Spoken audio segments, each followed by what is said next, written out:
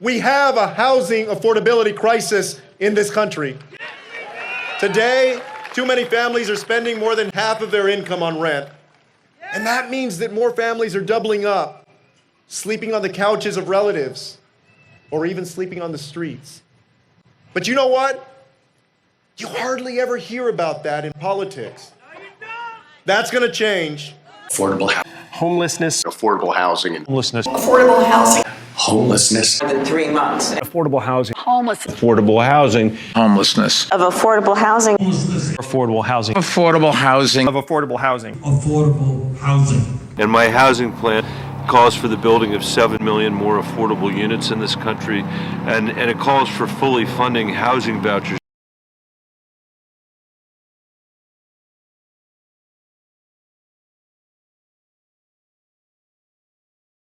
Our administration will double the federal spending on homelessness. My plan has a refundable housing tax credit that would give over 80,000 people in New Hampshire, Granite Staters, it would give them tax credit between that and the area rents. So I'm proposing that we invest $430 billion in making sure that more affordable housing gets built and making sure that families can better access things like tax credits and vouchers to support their ability to get a home. But the National Housing Trust Fund was special because it was stood up in 2015 specifically to provide new revenue for people who were extremely low income, basically people who were making less than 30% of the area median income. And it started off very modestly at $173 million nationally. And that's nothing for the nation. That is a lot of money, but it's not when you consider the need. One of the things I've proposed is a $120 billion federal investment in affordable housing. On the issue of affordable housing and rent, I'm proposing that if folks are paying more than 30% of their income in rent plus utilities, they should get up to a $6,000 tax credit so they can afford to get through each month. So the first goal here, and it is not a goal, it is something we can actually do, is to eliminate the backlog so that families don't have to wait for more than 3 months. Maintaining perpetually affordable housing. Perpetually affordable.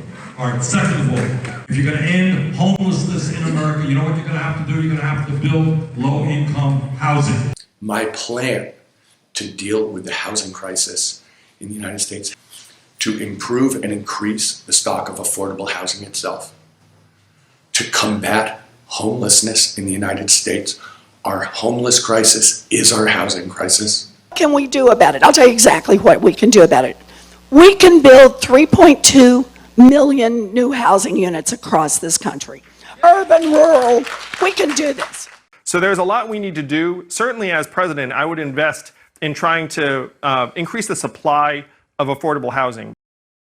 Mr. Steyer, millions of working Americans are finding that housing has become unaffordable, especially in metropolitan areas. It is particularly acute in your home state of California and places like Los Angeles and San Francisco.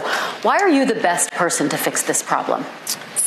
When you look at inequality in the United States of America, you have to start with housing. We need to change policy, and we need to apply resources here to make sure that we build literally millions of new units. Our housing problem in America is a problem on the supply side, and that means that the federal government stopped building new housing a long time ago, affordable housing.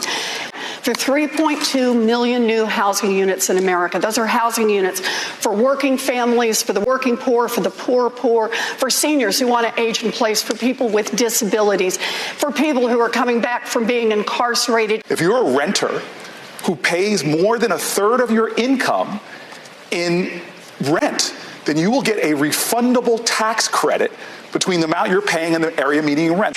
Conscious laws. Housing, for example. I have a great housing plan to build more housing in America, but understand, it was the policy of the United States. It's not. We need race-conscious laws in education, in employment, in entrepreneurship to make this Housing. Homelessness. Housing. Homelessness. Homelessness. Housing. Homelessness. Housing. Homelessness. Housing. Homeless. Housing.